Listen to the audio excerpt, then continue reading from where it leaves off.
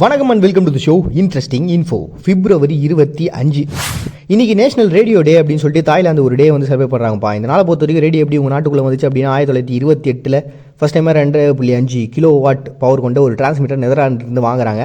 அதுக்கப்புறம் பியாய் தாய் அரண்மனையில் அதை வச்சிடறாங்க. வச்சதுக்கப்புறம் என்னன்னா இது சும்மாவே இது எதனா ஒன்று பண்ணி ஆகணுமே அப்படின்னு சொல்லிட்டு பிளான் போட்டுருந்த அந்த சமயத்தில் பார்த்தீங்கன்னா ஒரு 2 வருஷம் கழிச்சு 1930 7ஆம் ராமர் வந்து இந்த பகுதியை வந்து ஆட்சி செய்கிறதுக்காக அந்த முடியாட்சின்றது நடக்க போகுது. அந்த முடிசூட்டு விழா வந்து நடத்தலாம், பேசாமல் அந்த உரையவே இதில் போட்டலாமே அப்படின்னு சொல்லிட்டு எடுத்து போட்டாங்க. அப்படி தான் பார்த்தீங்கன்னா பயங்கர ஃபேமஸ் ஆச்சு. அதுக்கப்புறம் பார்த்தீங்கன்னா ஒரு 2 வருஷத்துலேயே என்னென்னா அதனுடைய பயன்பாடு அப்படின்றது நிறுத்தப்பட்டுச்சு. காரணம் என்னென்னா உலகப் போர்கள்லாம் தொடங்கிடுச்சு. அதே மாதிரி பார்த்தீங்கன்னா நிறைய பிரச்சனைகள்ன்றது வர ஆரம்பிச்சிது.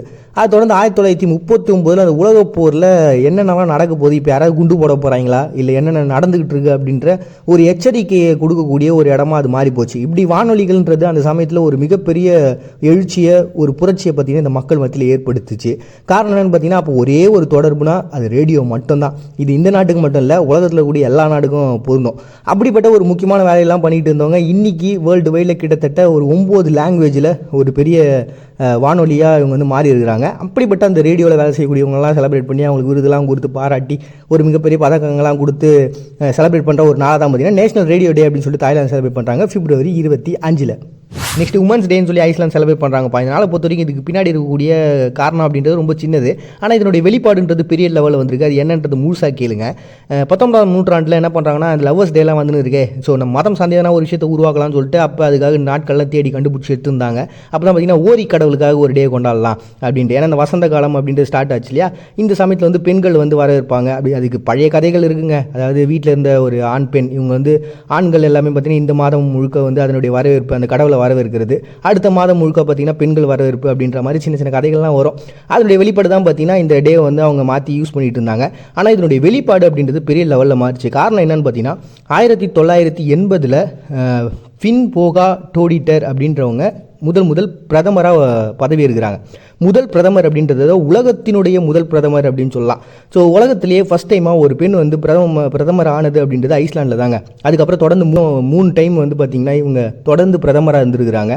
இந்த மாதிரி பார்த்திங்கன்னா இவங்க நாட்டை பொறுத்த வரைக்கும் இன்றைக்கி வேர்ல்டு வைட்லேயே வந்து பெண்கள் அதிகமாக, அதாவது ஆண்களுக்கு இணையாக தொழிலாளர்களாக வேலை செய்கிறாங்க அப்படின்னா அது ஐஸ்லாண்டில் தான் இருக்கும். அப்படிப்பட்ட ஒரு மிகப்பெரிய உன்னதமான ஒரு விஷயம் மாறிச்சு. இன்றைக்கி தான் பார்த்திங்கன்னா நம்ம எல்லாருமே வந்து பெண்களுக்கு சம உரிமை அப்படிலாம் பேசியிருக்கோம். பட் ஆனால் பார்த்திங்கன்னா 1980 அது எல்லாத்தையும் பண்ணிட்டாங்க இந்த ஐஸ்லாண்டு. ஸோ இவ்வளோ பெரிய மாறுதலுக்கு வெளிப்பாடுகள் அப்படின்றது நடந்தது காரணம் என்னென்னு பார்த்தீங்கன்னா ஆண்களுக்கு இணையாக ஒரு சில விஷயங்களை இவங்க பண்ணது தான். அதில் இந்த டேவும் ஒன்று. அப்படி உருவாக்கப்பட்ட தினம் தான் பார்த்தீங்கன்னா உமன்ஸ் டே அப்படின்னு சொல்லிட்டு செலிப்ரேட் பண்ணுறாங்க ஐஸ்லாந்து பிப்ரவரி 25. நெக்ஸ்ட் நேஷனல் டே அப்படின்னு சொல்லிட்டு குவைத் ஒரு டே வந்து செலிப்ரேட் பண்ணுறாங்கப்பா. இந்த நாளை பொறுத்த வரைக்கும் ஷேக் அப்துல்லா அல் சலீம் அல் சபா அப்படின்ற ஒரு பர்சன் வந்து பதவியேற்ற அந்த நாளை தான் வந்து இவங்க செலிப்ரேட் பண்ணுறாங்க. இந்த குவைத்தை பொறுத்த வரைக்கும் பார்த்தீங்கன்னா 17ஆம் நூற்றாண்டில் அனிசா அப்படின்ற ஒரு பழங்குடியின மக்கள் தான் இந்த பகுதியில் வந்து தங்கியிருந்தாங்க. அது போலாம் சமயத்தில் பார்த்தீங்கன்னா ஒரு பெரிய இந்த எண்ணெய் வளங்கள் அதெல்லாம் கண்டுபிடிக்கலங்க. அதுக்கப்புறம் பார்த்தீங்கன்னா இவங்களுக்கான தொடர்பு அப்படின்றது வெளியூரில் வந்து பிரிட்டன் கூட இவங்க தொடர்பு வருது. 1940 1980 பார்த்தீங்கன்னா எண்ணெய் வளங்கள் கண்டுபிடிக்கப்பட்டு உலக நாடுகளில் இவங்க மிகப்பெரிய வர்த்தகத்தை கொடுக்குறாங்க. பாரசீக வளைகுடா முழுக்கும் இவங்களுடைய எண்ணெய் தான் வந்து பயங்கர சப்ளையாக ஓடிட்டுருக்கு. அந்த சமயத்தில் பார்த்தீங்கன்னா எகிப்து, பாலஸ்தீனோ, இந்தியாவிலேருந்து நிறைய பேர் வேலைக்காக இந்த நாட்டு கூட போயிருந்தாங்க. நம்ம கூட நிறைய பேர் தெரியுமாங்க, எல்லாம் குவைத்லேருந்து வந்தேன் அப்படின்வாங்க. டப்புன்னு பார்த்தீங்கன்னா பயங்கர வீட்டெலாம் கட்டி செட்டில் ஆகிட்டு இருப்பாங்க. இது எல்லாத்துக்குமே காரணம் பார்த்தீங்கன்னா இவங்களுடைய எண்ணெய் வளங்கள் தான். அதுக்கப்புறம் பார்த்தீங்கன்னா இவங்களுக்கு என்னென்னா இந்த உலக போர் இந்த பிரச்சனைகள் நடந்துட்டு இருந்தில்ல, உலக நாடுகளில் பிரச்சனை நடக்குது, நாங்கள் என்ன பண்ணுறதுன்னு தெரியல அப்படின்னு சொல்லிட்டு பிரிட்டன்ட்ட கேட்குறாங்க. பிரிட்டன் அந்த சமயத்தில் ஒப்பந்தங்களை போட்டு அவங்களுக்கு சப்போர்ட்டாக கூட நிற்கிறாங்கப்பா. இப்படி எல்லா பிரச்சனையும் கூட நின்னாங்களே. ஸோ அப்படி ஒரு ஒப்பந்தன்றது 1899 போடப்பட்டுச்சு. அதே மாதிரி பார்த்தீங்கன்னா இவர் சுதந்திரம் கிடச்சி 1961 பார்த்தீங்கன்னா இவங்களுக்கு இந்த பர்சன் வந்து பதவி ஏற்றார்ல, அந்த நாளையும் சூஸ் பண்ணி நேஷனல் டே அப்படின்னு சொல்லிட்டு குவைத் செலிப்ரேட் பண்ணுறாங்க பிப்ரவரி 25. நெக்ஸ்ட் பீப்புள் பவர் டே அப்படின்னு சொல்லிட்டு பிலிப்பைன்ஸ் ஒரு டேங்க. இந்த டேவை பொறுத்த வரைக்கும் என்னன்னா EDSA அப்படின்ற ஒரு புரட்சி வந்து நடந்தது. EDSA ஃபுல் ஃபார்ம் என்னன்னு பார்த்தீங்கன்னா எஃபிஃபானியோ டி லாஸ் சாண்டோ அவென்யூ அப்படின்ற ஒரு இடங்க. இது மணிலா அப்படின்ற ஒரு இடத்துல இருக்கக்கூடிய இடம். இந்த பிளேஸில் வந்து பார்த்தீங்கன்னா கிட்டத்தட்ட 2 மில்லியன் மக்கள் ஒன்றா கூடி போராட்டம் பண்ணியிருக்காங்க. எதுக்காக தெரியுங்களா? 1986 என்ன பண்ணுறாங்கன்னா தேர்தல் அறிக்கையை விட்றாங்க. அந்த சமயத்தில் பார்த்தீங்கன்னா யார் வின் பண்ணா அப்படின்னு சொல்லி பார்த்தோம்னா பெர்டினண்ட் மார்கோஸ் அப்படின்ற ஒரு பர்சனு. ஆனால் இது யாருமே ஏற்றுக்கல. இதுக்கு ஆப்போனண்ட்டாக பார்த்தீங்கன்னா கொராசன் அக்லினோ அப்படின்ற ஒரு பர்சன் என்ன பண்ணுறாரு, இது எங்களால் ஏற்றுக்கவே முடியாது, ஒரு வெற்றி அடைஞ்சதில் வந்து நிறைய ஃப்ராட் இதெல்லாம் இருக்குது, பித்தலாட்டெலாம் இருக்குது, எங்களால் ஒத்துக்க முடியாது அப்படின்னு சொல்லிட்டு கிட்டத்தட்ட ஒரு 50 பேர் எதிர்க்கட்சியாக இருக்கிறவங்களாம் வெளிநடப்பு பண்ணிடுறாங்க.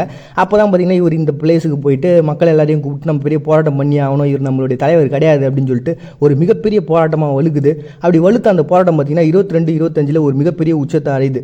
அப்படி அடைஞ்ச அந்த நாளை பார்த்தீங்கன்னா இவங்க வந்து செலிப்ரேட் பண்ணுறதுக்காக பீப்புள் பவர் டே அப்படின்னு சொல்லிட்டு செலிப்ரேட் பண்ணுறாங்க. ஏன்னா அதுக்கப்புறம் பார்த்தீங்கன்னா கொராசன் அக்லினோ அப்படின்றவர் மக்களுடைய தலைவராக தேர்ந்தெடுக்கப்பட்டு அவரை வந்து பிரதமராக மாற்றினாங்க.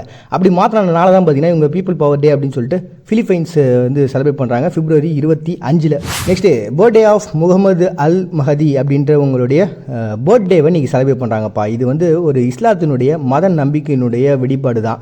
இது வந்து ஈரானில் இருக்கக்கூடிய மக்கள் வந்து இதை செலிப்ரேட் பண்ணுறாங்க. அதுலேயும் குறிப்பாக சொல்லணும் அப்படின்னா ஷியா இஸ்லாம்னு சொல்லிட்டு சொல்லுவாங்க. இவங்க தான் இதை வந்து ஃபாலோ பண்ணுறாங்க. முதல்ல இந்த டேவுக்கு பின்னாடி இருக்கக்கூடிய அந்த ஒரு மிகப்பெரிய விஷயங்கள் என்ன அப்படின்னு பார்த்தோம்னா, இஸ்லாத்தை பொறுத்த வரைக்கும் 12 தூதர்கள் இந்த பூமிக்கு வந்திருக்கிறதா வந்து கணக்கு இருக்குங்க. அதில் 12ஆவதாக வந்த தூதர் தான் பார்த்தீங்கன்னா இந்த முகமது அல் மஹதி அப்படின்ற ஒரு பர்சனு. இவங்க என்ன பண்ணியிருக்காங்க அப்படின்னா, கடைசியில் என்ன ஆனாங்கன்றது இது வரைக்கும் ஒரு பெரிய குறிப்புகள் அப்படின்றது சரிவர கிடைக்கல. ஏன்னா அந்த சமயத்தில் வந்து இவர் மறைஞ்சு போயிட்டார் அப்படின்ற விஷயங்கள்லாம் இருக்குது. ஏன்னா அவர் கடைசியாக கொடுத்துட்டு போன கடிதங்கள் மூலமாக அவர் என்ன தெரிய வருது அப்படின்னா, இவர் மறுபடியும் இந்த பூமிக்குள்ளே வருவார், அப்போ அமைதியை நிலைநாட்டுவாங்க, அப்போது இங்கே இருக்கக்கூடிய இஸ்லாந்த் அப்படின்றது தான் இந்த உலகம் முழுக்க இருக்கக்கூடிய மக்கள் எல்லாரும் பின்பற்றுவாங்க அப்படின்ற ஒரு நம்பிக்கையானது இருக்குது. ஸோ இப்படிப்பட்ட ஒரு விஷயன்றது இவருடைய பிறந்த நாள் அப்படின்றது செலிப்ரேட் பண்ணோம்ல. அப்படி தான் பார்த்தீங்கன்னா ஷபானி அப்படின்னு சொல்லிட்டு இஸ்லாத்தினுடைய கேலண்டர் இருக்குது 15. அந்த டேட்டை வச்சு பார்த்தோம்னா இப்போ இந்த கிரிகோரியன் கேலண்டர் படி இன்றைக்கி 25ஆம் தேதி வருதுங்க. அப்படி வரக்கூடிய அந்த நாளை தான் பார்த்தீங்கன்னா இவருடைய பர்த்டே செலிப்ரேட் பண்ணுறாங்க.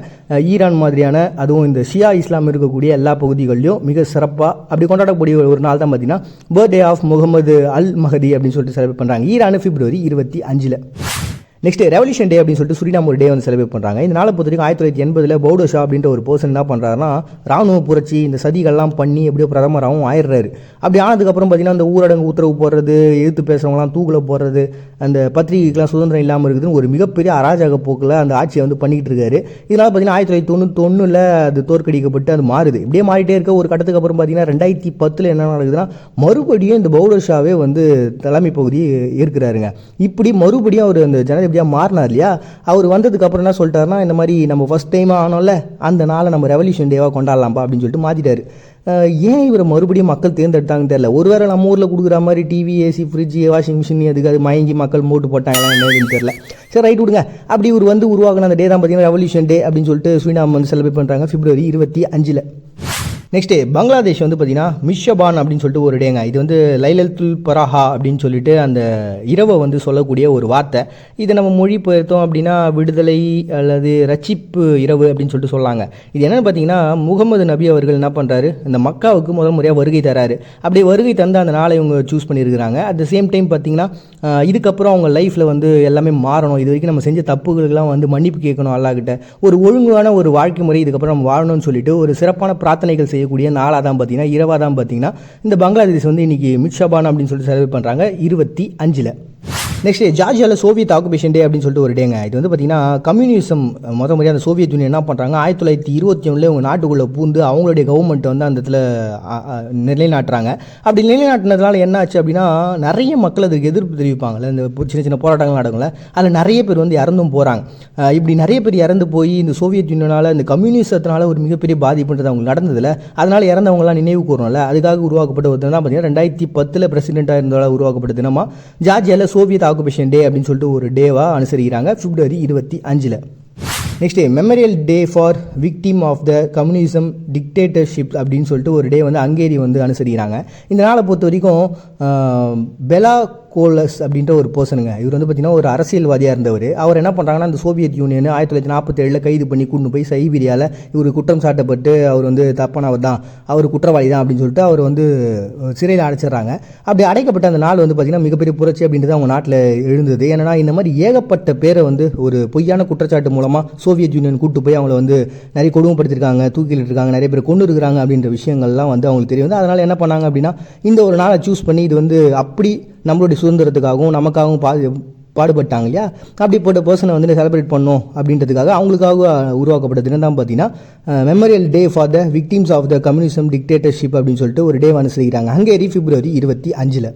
நெக்ஸ்ட் ஆர்ம்டு ஃபோர்ஸ் டே அப்படின்னு சொல்லிட்டு டொமினிகன் குடியரசு ஒரு டே வந்து செலிப்ரேட் பண்ணுறாங்கப்பா. இவங்களுடைய இந்த ஆர்ம்டு ஃபோர்ஸ் அப்படின்றது 27ஆம் தேதி தான் வந்து தொடங்கினாங்க. பட் ஆனால் அன்றைக்கி வந்து இவங்களோட சுதந்திரம் இருக்குதா, ஆனால் ஒரே நாள் எதுக்குப்பா 2 செலிப்ரேஷன், கொஞ்சம் மாற்றி வச்சுக்கலாம் என்னன்னு சொல்லிட்டு யோசிச்சு இந்த சமயத்துலாம் பார்த்தீங்கன்னா இந்த மெட்டாஸ் ராமன் மெல்லா அப்படின்ற ஒரு பர்சன், இவர் வந்து பார்த்தீங்கன்னா 1816 இவருடைய பிறப்பை வந்து சூஸ் பண்ணியிருக்காங்க. இவர் யார் அப்படின்னு பார்த்தீங்கன்னா ஹைட்டியில் இருந்தே இந்த டொமினிகன் குடியரசனுடைய சுதந்திரத்துக்காக போராடின ஒரு பர்சன். அப்படிப்பட்ட ஒருத்தர் நினைவுக்கு தான் பார்த்தீங்கன்னா அந்த நாளில் நம்ம சூஸ் பண்ணிக்கலாம் அப்படின்னு சொல்லிட்டு கரெக்டாக இருக்கும் அப்படின்னு சொல்லிட்டு சூஸ் பண்ண நாள் தான் பார்த்தீங்கன்னா ஆர்ம்டு ஃபோர்ஸ் டே அப்படின்னு சொல்லிட்டு டொமினிகன் குடியரசு செலிப்ரேட் பண்ணுறாங்க பிப்ரவரி 25. ஏங்கிற சிந்தனை தான் பரிணாம வளர்ச்சி, ஏங்கிற கேள்வி தான் பகுத்தறிவு, ஏங்கிற கேள்வி தான் எதிர்காலம். அப்படிப்பட்ட கேள்வியை கேட்கக்கூடாதுன்னு சொல்கிற கூட்டமோ நபரோ நிச்சயமாக உங்களுக்கு எதிரானவர்கள் தான். மறுபடியும் எல்லாரும் நாளைக்கு வந்து சந்திக்கிறாரு. உங்கள்கிட்ட விடைபெறுவது நான் அவங்க பாண்டியா. நீங்கள் பார்த்துட்டு இருக்கீங்க இந்த நிகழ்ச்சி இன்ட்ரெஸ்டிங் இன்ஃபோ.